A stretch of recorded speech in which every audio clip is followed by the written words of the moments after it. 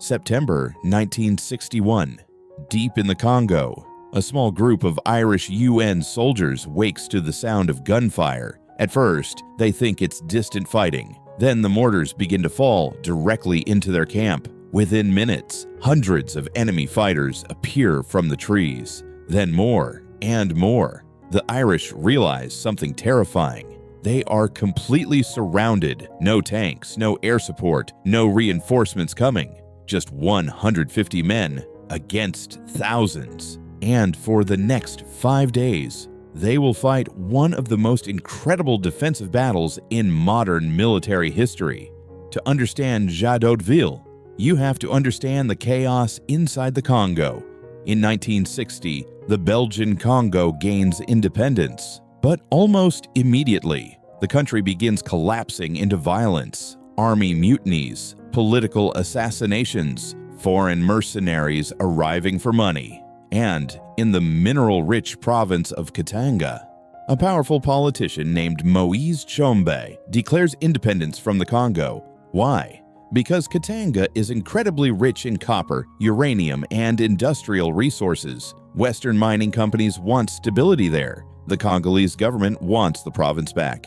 The United Nations steps in, trying to prevent a full-scale civil war. Countries from around the world send peacekeepers, including Ireland. For Ireland, this is a major moment. The Irish army is small, young, and largely untested in overseas combat. Most of these soldiers have never seen war before, but in 1961, a company of the Irish Army's 35th Battalion is deployed to the Congo under the UN flag. Their commander, Commandant Pat Quinlan, quiet, disciplined, extremely intelligent, and very soon, he begins to suspect they are walking into a trap.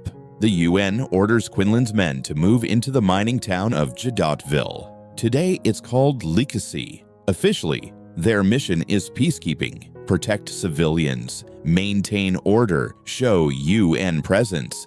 But the situation is far more dangerous than the UN leadership admits. Katangan forces, supported by European mercenaries, see the UN as an invading army. Tensions rise daily, roadblocks appear, locals stop talking to the Irish patrols. Then Quinlan notices something else. The terrain around Jadotville is terrible for defense. Flat ground, few strong buildings, open fields surrounding the position, perfect for attackers. So Quinlan prepares anyway.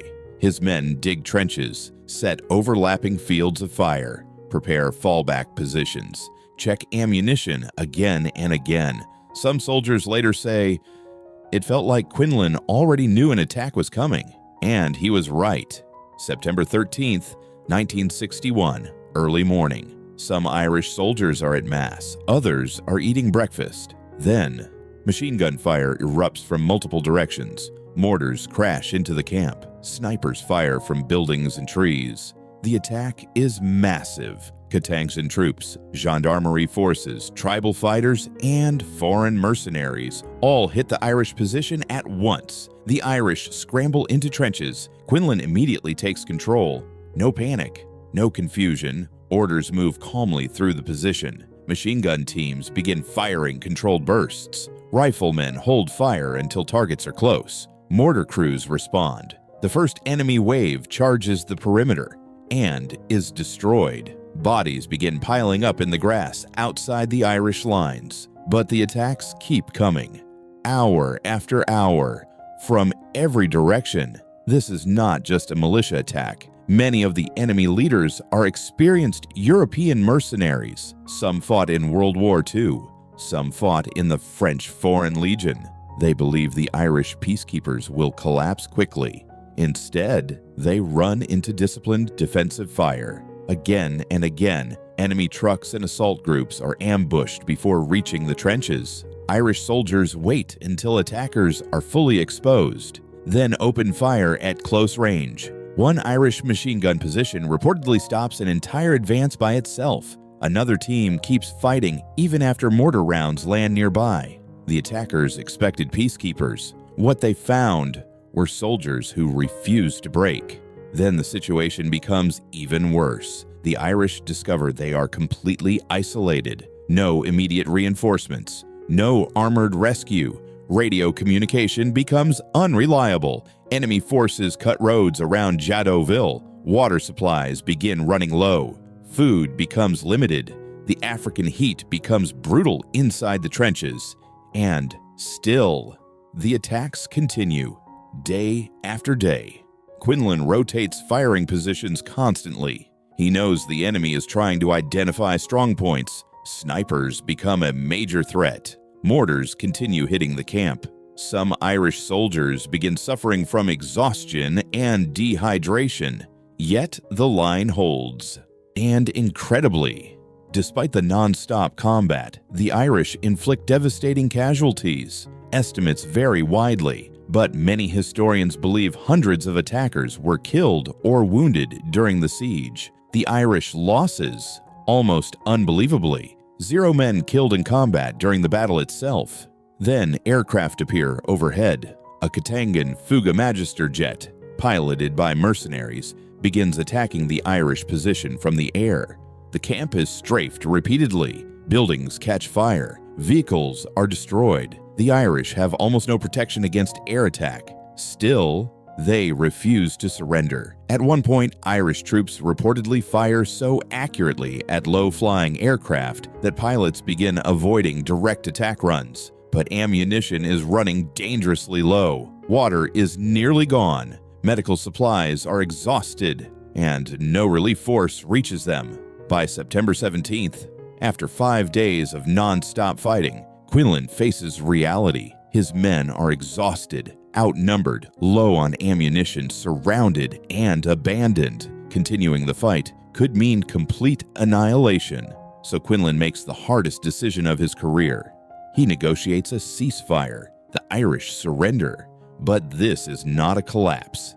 It is survival. The Katangan forces themselves are shocked by how long the Irish held out. Many attackers reportedly expect huge numbers of dead inside the camp.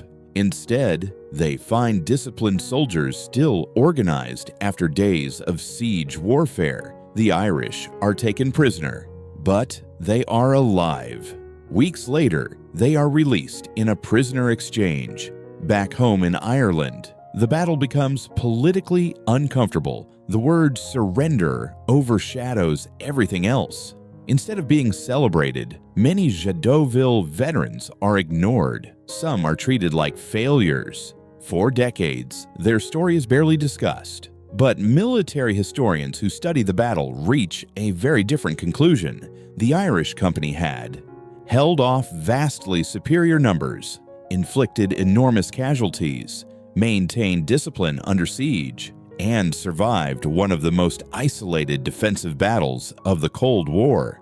Eventually, the truth begins to emerge. Commandant Pat Quinlan is recognized as a brilliant defensive commander. The soldiers of Jadotville are finally honored decades later. Too late for some veterans who never saw their names cleared. The siege of Jadotville was supposed to disappear into history, a forgotten UN mission, a surrender nobody wanted to talk about. But the reality was something very different. For 5 days, 150 Irish soldiers stood alone, surrounded by thousands, with no rescue coming, and they refused to break. Not because they thought they could win, but because the men beside them were depending on them to hold the line one more hour. And in the end, they turned a forgotten siege in the Congo into one of the greatest defensive stands in modern military history. But maybe the most incredible part of Jadotville is that these soldiers were never supposed to survive. Outnumbered, outgunned, abandoned in the middle of the Congo, they still held the line for 5 brutal days against thousands of attackers.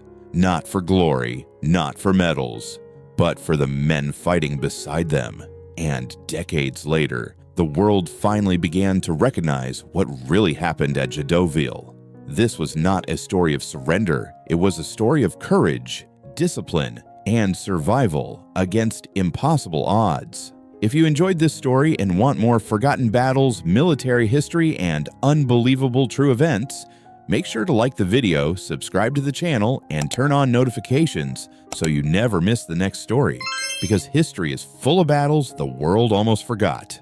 And we're just getting started.